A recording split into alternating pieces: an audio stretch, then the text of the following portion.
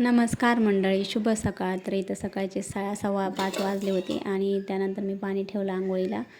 आणि आज शनिवार असल्यामुळे डब्बा काही बनवायचा नव्हता, तर धिरडे बनवून देणार होते मी नाश्त्यासाठी. तर इथं श्री पण उठला मी आंघोळ करूस तर. नंतर मी देवपूजा केली. त्याच्या पप्पाने त्याला बदामन हे सोलून दिले, तर तो खात होता इथं. आणि त्याच्यानंतर तो झोपी गेला, म्हणजे झोपायचा प्रयत्न करीत होता पण झोपच नाही आली त्याला. इथं मी नाश्त्यासाठी त्यांना उपवासाचे धिरडे बनवले होते. घाबरला तू?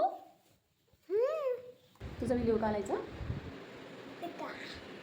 त्याच्यानंतर नाश्ता केला त्यांनी आणि मी माझा स्वयंपाक करून घेतला लगेचच. आमच्या दोघांसाठी चपात्या आणि भेंडीची भाजी बनवली.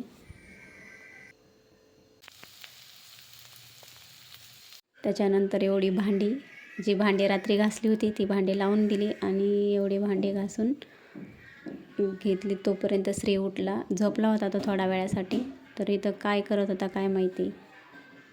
येथे श्री झोपेतून उठून डायरेक्ट किचनमध्ये आला आणि काय करत होता काय माहिती, पण त्याला विचारलं तर काहीच बोलला नाही. म्हटलं जाऊ द्या, काहीतरी शोध लावेत असेल. पाणी कुठं जातंय, लागला शोध. चल बंद कर.